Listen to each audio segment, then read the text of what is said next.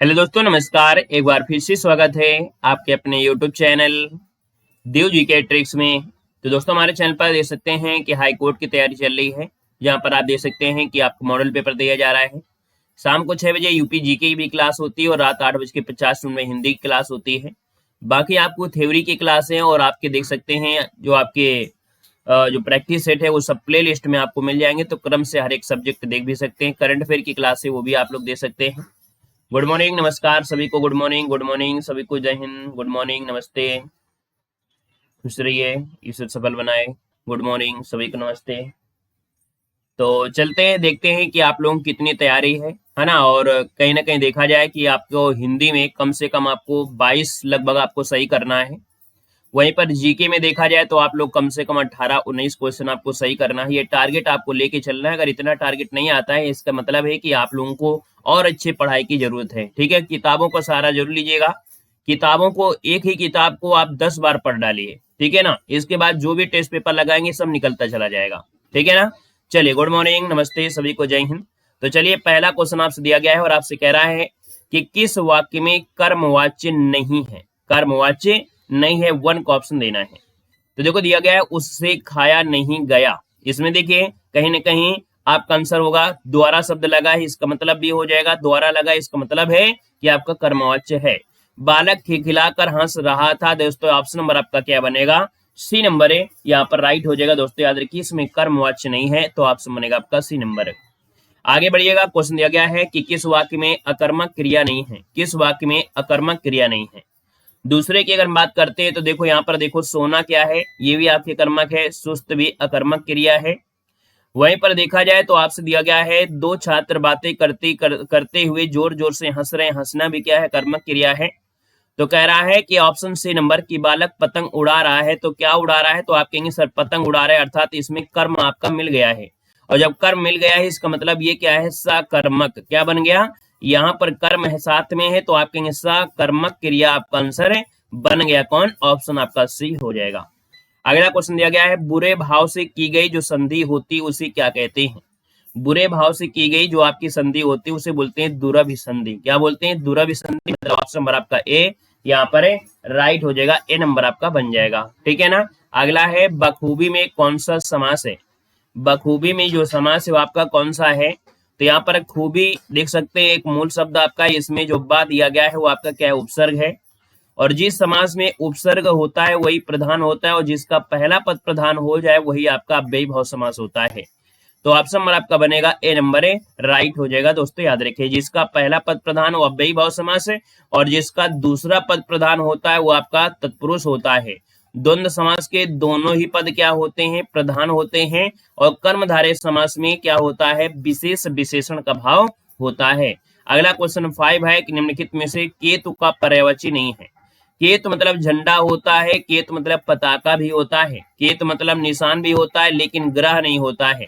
तो आप कहेंगे सर ऑप्शन नंबर क्या बनेगा? यहाँ पर डी नंबर है, राइट हो जाएगा। अगला क्वेश्चन आपके सामने है और आपसे कह रहा है जो प्राप्त न हो के लिए शब्द बताना है। कह रहा है जो प्राप्त न हो के लिए एक शब्द आपको बताना है। 6 नंबर में आपसे क्या हो जाएगा?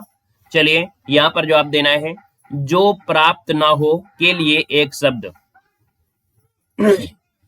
तो दोस्तों यहाँ पर देखा जाए तो आप लोगों के ऑप्शन है, अनुलाभ्य दिया है, अलभ्य दिया है ना, विलाभ्य दिया है और आलभ्य दिया गया है।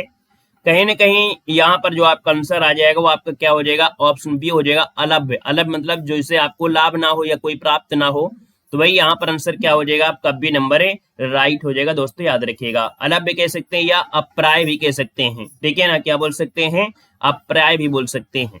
अगला क्वेश्चन, इनमें से किस शब्द में इल प्रत्यय आपका नहीं है? इल प्रत्यय नहीं है। पहला ऑप्शन देखिएगा, जटिल है, शामिल है, स्नेहिल है और आपका फेनिल है। देखा जाए तो आप में सब में लग रहा होगा, लेकिन कहीं ना कहीं अगर हम बात करते हैं तो आपका यहाँ पर आपसे नहीं शब्द दिया गया है, और नहीं है तो ऑप्शन बताइए क्या आंसर हो जाएगा। चलिए चलिए भैया, बिल्कुल सही है।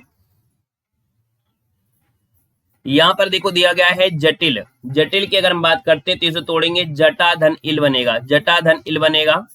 स्नेहिल को तोड़ेंगे तो स्नेह धन इल बनेगा, और फेनिल को तोड़ेंगे तो फेन धन इल बनेगा।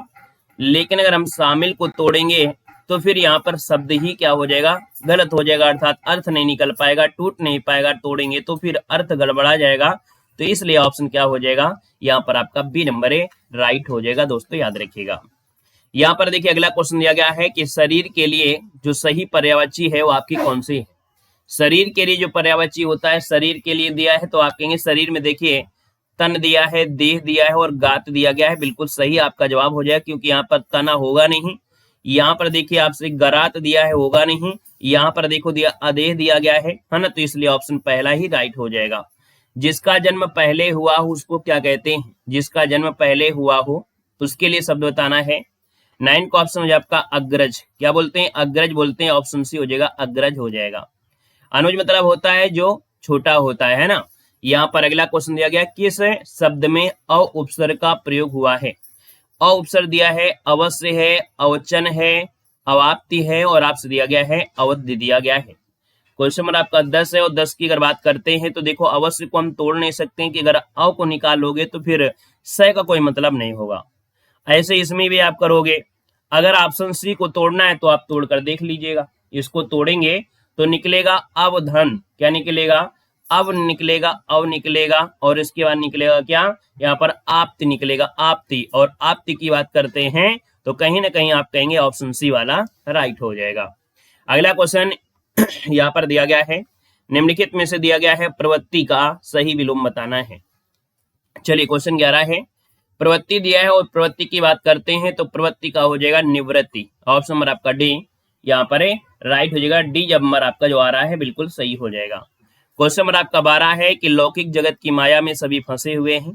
तो यहाँ पर लौकिक का जो विलोम होता है वो आपका क्या होता है, लौकिक और क्या होता है, अलौकिक होता है। तो ऑप्शन नंबर आपका बनेगा ए नंबर आपका बनेगा।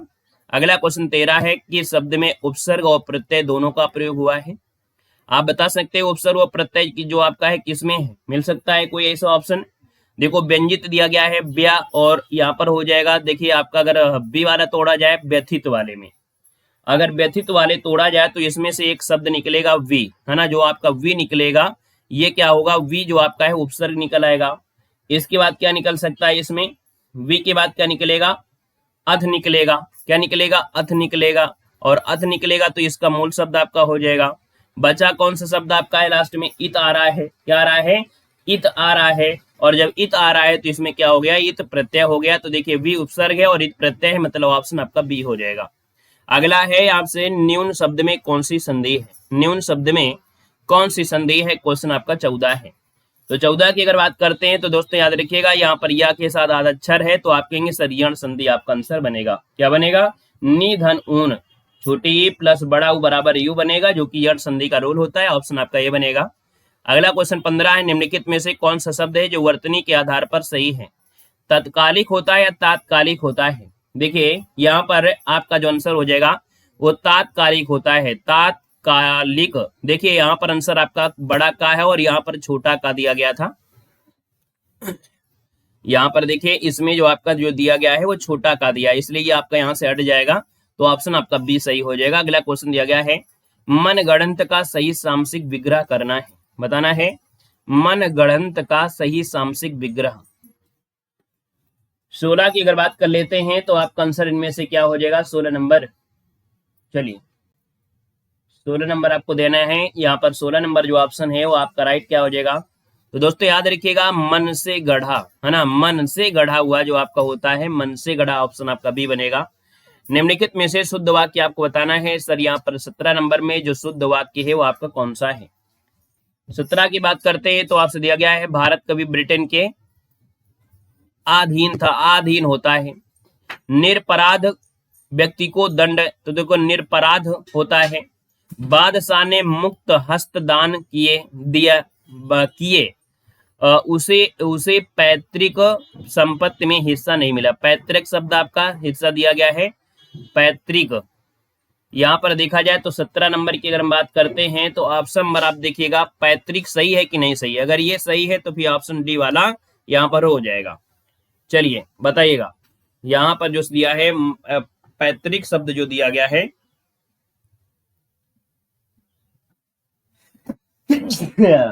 सॉरी, चलिए यहां पर देखा जाए तो भैया पैतृक होता है या पैतृक संपत्ति होता है? पैतृक होता है ना? क्या होता है? पैतृक होता है। इसका मतलब यहां से ये हट जाएगा, तो फिर आपका ऑप्शन ये हो जाएगा, बादशाह ने मुक्त हस्त दान दिया।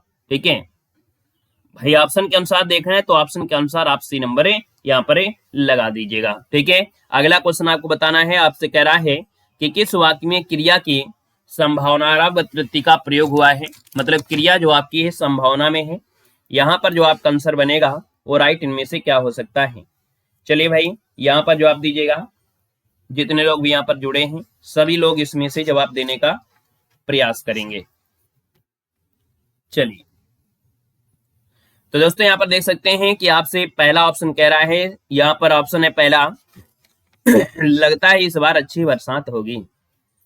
अध्ययन करने वाला छात्र अच्छे अंक प्राप्त करता है, बालक घर जा चुका है, 2 और 2 मिलकर 4 होते हैं। अब आपको संभावना किसमें लग रही है? यही तो लगता है, अर्थात संभावना किसमें है?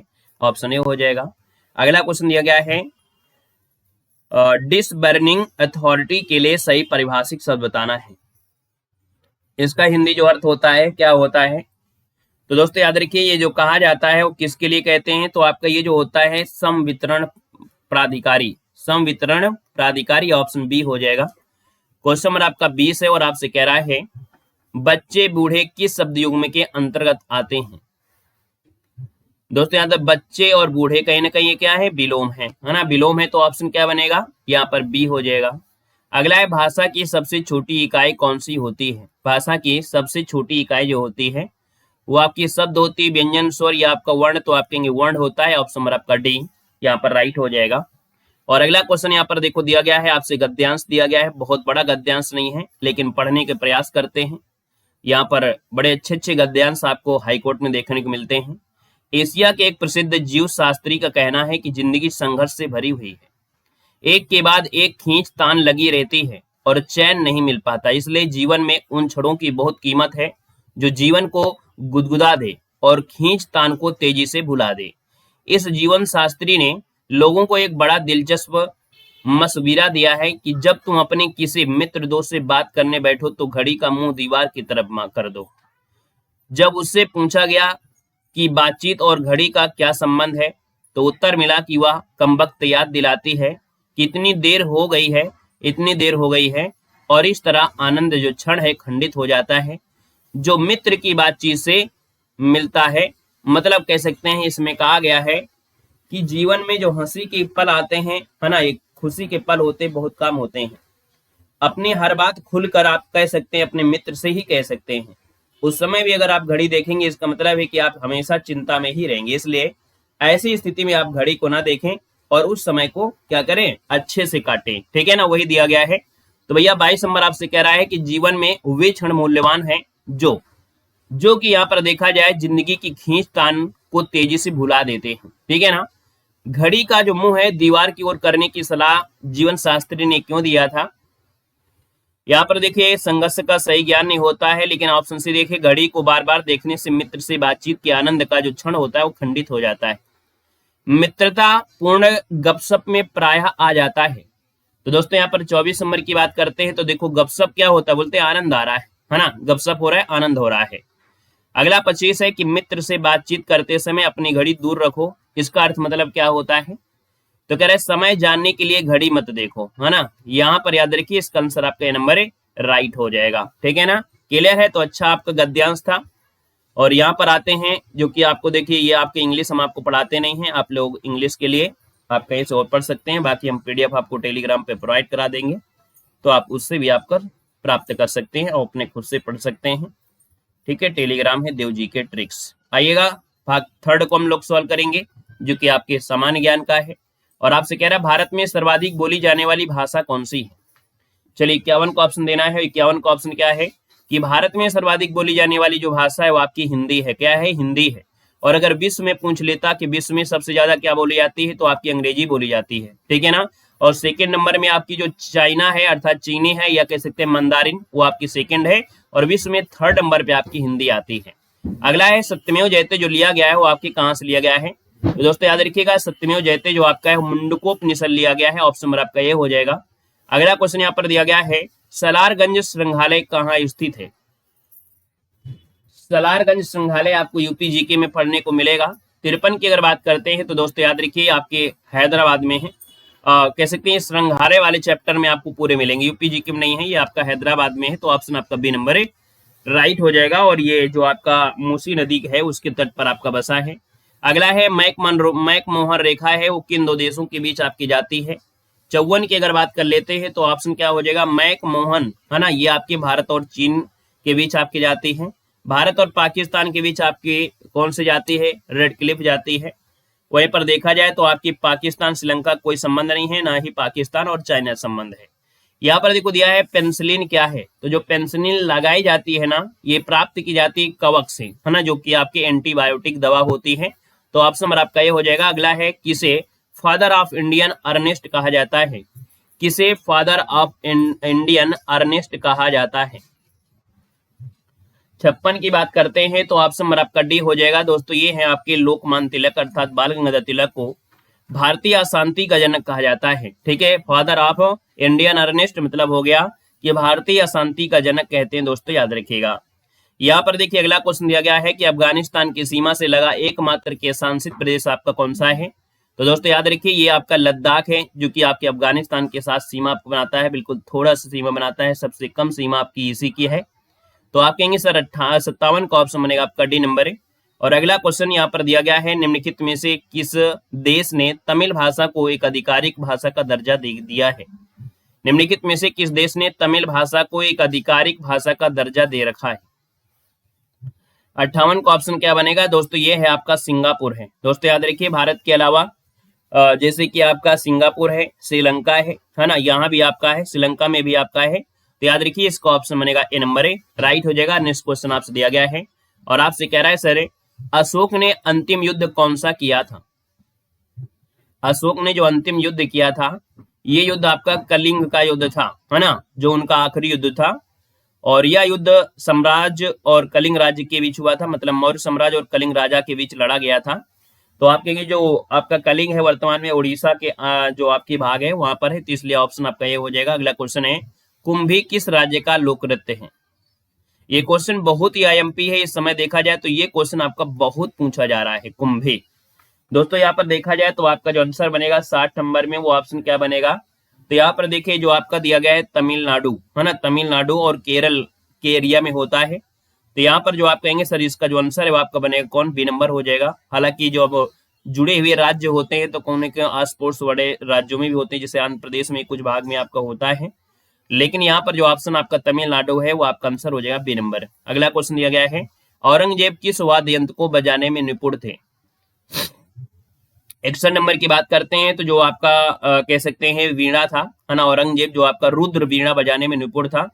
उन्होंने अपने शासनकाल में संगीत गायन नृत्य पर रोक लगा दी थी, लेकिन फिर भी औरंगजेब रुद्र वीणा बजाने में बहुत निपुण था। समझ में आ गया। कभी कभी क्वेश्चन बनता है कि ऐसा कौन सा आपका मुगल बादशाह था जिसने अपने शासनकाल में संगीत गायन नृत्य पर रोक लगा दिया था, है ना। तो आपके औरंगजेब थे, लेकिन याद रखिएगा फिर भी औरंगजेब जो था वो कहीं ना कहीं आपके रुद्र वीणा बजाने में बहुत ही निपुण था दोस्तों, याद रखिएगा। ठीक है ना, क्लियर है। वीणा जो आपका है ईश्वर ध्वनियों के लिए सबसे पुराना वाद्य यंत्र है, याद रखिएगा।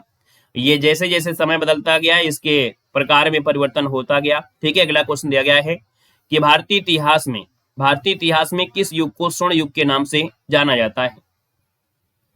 दोस्तों यहाँ पर देखा जाए जो आपका स्वर्ण युग है 61 नंबर की बात करते हैं तो आपका आंसर क्या हो जाएगा, ये है आपका गुप्त काल है। ऑप्शन ए हो जाएगा कि सर गुप्त काल को स्वर्ण युग कहा जाता है।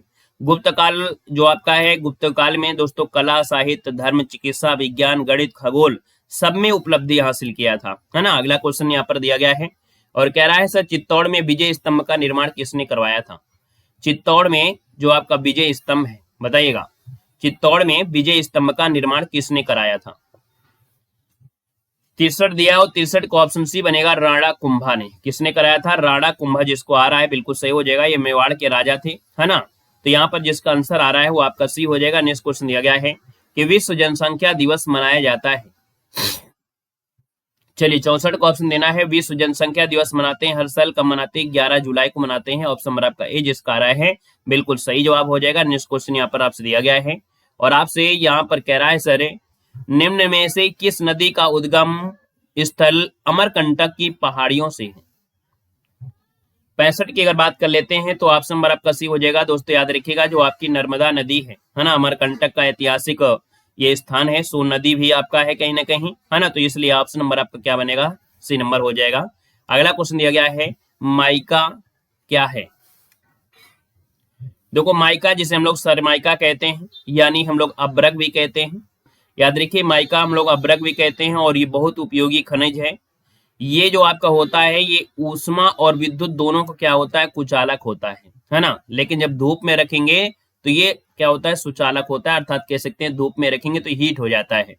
बाकी अगर आप जो माइका है इसमें अगर करंट लगाते हैं तो फिर क्या होता है, देखो ऊष्मा दिया गया है, ऊष्मा और दोनों कुचालक दिया है, वैसे ऊष्मा यहाँ पर एक पॉइंट देख लेते हैं ऑप्शन, ऊष्मा का कुचालक विद्युत का चालक नहीं होगा, ऊष्मा का चालक और विद्युत का कुचालक, तो कहीं ना कहीं ऊष्मा का चालक और विद्युत का कुचालक ये कह सकते हैं। ऑप्शन नंबर आपका डी वाला देखिएगा 66 नंबर में, क्योंकि भैया जो आपकी जैसे वो नहीं लगा होता है, मेज होते हैं, मेज के ऊपर जो सरमाइका होता है, तो उसमें आप देखते हैं अगर आप उसको धूप में, है ना, अगर धूप में रख देते हैं तो गर्म हो जाता है, बहुत जल्दी गर्म हो जाता है, इसका मतलब वो चालक हो गया, है ना।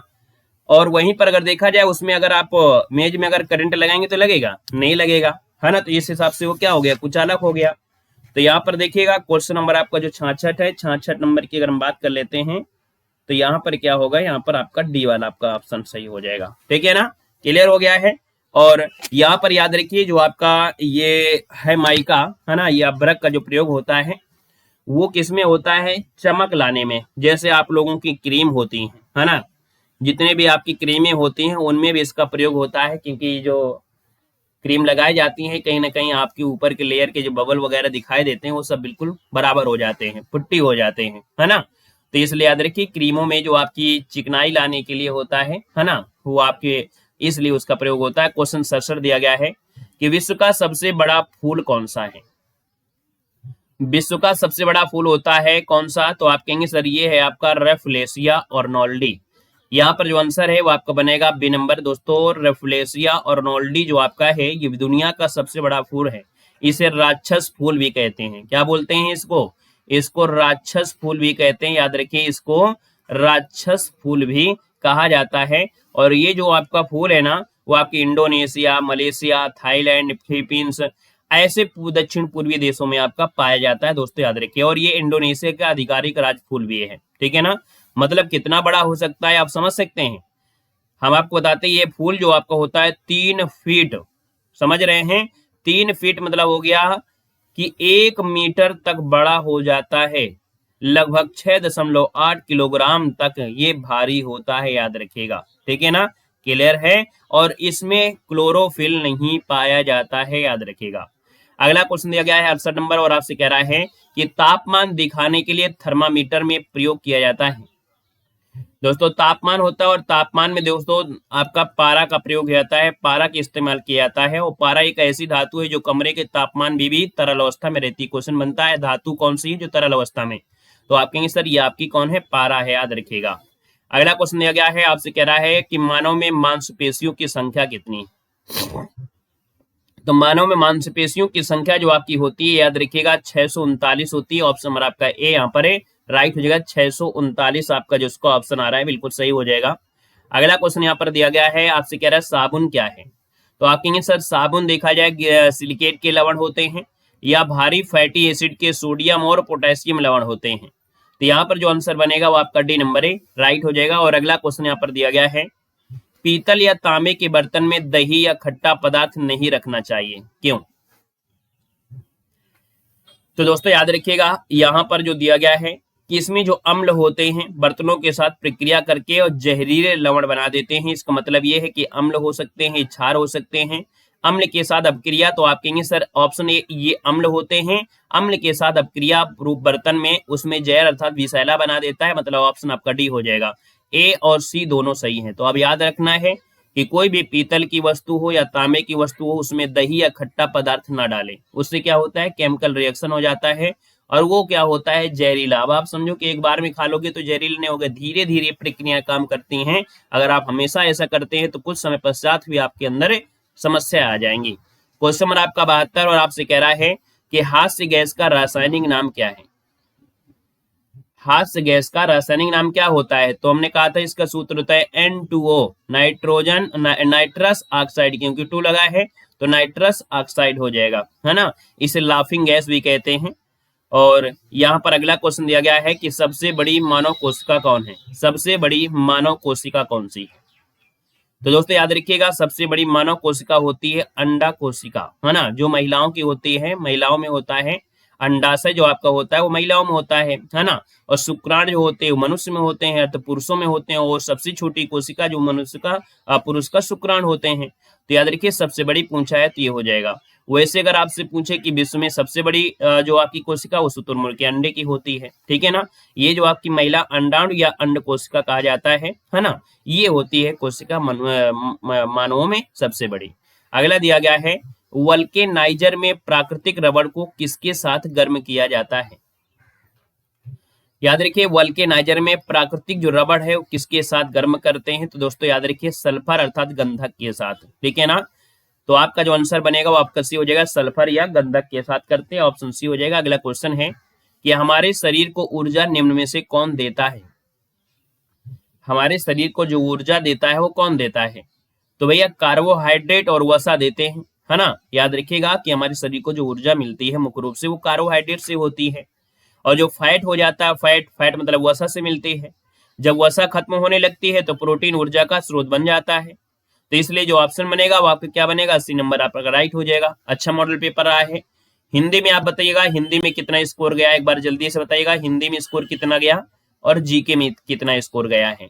हमने कहा प्रारंभ में बताया था कि अगर आपको 20 या 22 के ऊपर नहीं जा रहा है ना, अगर 20 के ऊपर आपके नहीं बन रहा है हिंदी में या जीके में आपके 17 से प्लस आपका नहीं बन रहा है, तो आपके पास जो भी किताब हो, हम आपको एक किताब सजेस्ट कर रहे हैं जो कि हिंदी की है। हिंदी की मात्र यही बुक पढ़िएगा, राजपाल सिंह, ठीक है। राजपाल सिंह है, हिंदी की ये बुक है। और राजपाल सिंह की जो आपका यूनिवर्सल बुक प्रकाशन का 5वां संस्करण आ गया है ना। तो वो वाली बुक आप पढ़िए और जितनी ज्यादा बार पढ़ लेंगे, हम आपको गारंटी देते हैं कि अगर आप उस बुक को एक ही बार पढ़ लेंगे तो भी सिलेक्शन हो जाएगा। बाकी अगर आप जितनी बार पढ़ना चाहें, क्योंकि उसमें लगभग 6500 ऑब्जेक्टिव क्वेश्चन प्रीवियस ईयर आपके हैं, बेहतरीन थ्योरी है, शायद अभी तक मार्केट में ऐसी कोई बुक आपकी नहीं है। तो आप हिंदी की राजपाल सिंह है उसको आप पढ़िएगा, है ना, 2 बार 3 बार 4 बार। क्योंकि हमको जितने भी अभी देखिए यूपी पुलिस हुआ या वीडियो एग्जाम हुआ, लेखपाल में हुआ, जितने भी हमारे स्टूडेंट रहे हैं, जो लोग फोन से कभी कभी मान लो बात कर लिया करते थे, उनको हमने बुक ये सजेस्ट किया था। उन्होंने उनसे बोला था कि आप 5 बार या 6 बार इसको पढ़ लीजिएगा। वो भी कोई भी एग्जाम हो, चाहे FARO का एग्जाम हो, मतलब हिंदी कहीं की भी हो, आप उसी से निकाल सकते हैं। जितने लोगों के हमने फोन किया है सबका यहाँ पर कह सकते हैं मैसेज भी आया कि हाँ सर मेरा हो गया है, पुलिस में भी हो गया है। लेकिन हमने कहा ऑनलाइन में आप लोग पढ़ते हैं, लेकिन ऑनलाइन में क्या होता है, सिर्फ प्रैक्टिस से ही नहीं कुछ होता है। सबसे ज्यादा होता है आप पहले बेसिक पढ़िए, बेसिक जब पढ़ लेंगे तभी आपका सिलेक्शन के पात्र होंगे। तभी कहते हैं किताबों को जरूर पढ़िए। यूट्यूब में लोग कहेंगे किताब न पढ़िए, आप हमारा कोर्स ले लीजिए, सिर्फ कोर्स से ही पढ़ लीजिए। और जितने लोग कोर्स के भरोसे होते हैं, आप लोगों में से देखा होगा, लिया भी होगा किसी न किसी कोर्स, किसका किसका सिलेक्शन हुआ है खुद समझ सकते हैं। लेकिन किताब एक ऐसी चीज होती है जिसमें फुल डिटेल होता है। जो कोर्स बनाता है ना वो हर छोटी छोटी चीजों को छोड़ देता है ना। जो बहुत कठिन चीज होती है उसको नहीं कर पाते हैं, ना टाइप करते हैं वो, है ना, क्योंकि आप पढ़ोगे तो फिर वो बोरिंग हो जाएगा। लेकिन किताब में अगर बोरिंग होता है और सब कुछ होता है, इसलिए कोर्स पर भरोसा मत करिएगा, किताब आपके पास है उसे पढ़िएगा। दूसरी आपकी जो जीके की आपकी एक बुक है क्राउन पब्लिकेशन, क्राउन पब्लिकेशन आपकी आती है, उसको पढ़ लीजिएगा, बस इलाहाबाद हाईकोर्ट आपका आसानी से निकल जाएगा, ठीक है ना। तो आप परेशान ना होइए, किताबों को सहारा दीजिए, बाकी प्रैक्टिस सेट आप जरूर लगाइए, क्योंकि प्रैक्टिस से पता चलता है कैसे कैसे क्वेश्चन बनते हैं और कहाँ से क्वेश्चन बनते हैं और क्या क्या पढ़ना होता है, ठीक है ना। तो चलिए फिर, अगर अच्छा लगा है और अगर आपको सीख मिली है तो आप लोग सेशन को लाइक करिएगा, शेयर भी करिएगा, चैनल से जुड़ जाइएगा और प्लेलिस्ट से सभी कुछ लगाते चलिएगा। आज के लिए इतना रखते हैं, धन्यवाद सभी को, जय हिंद, वंदे मातरम। मिलते हैं एक नए सेशन के साथ, धन्यवाद।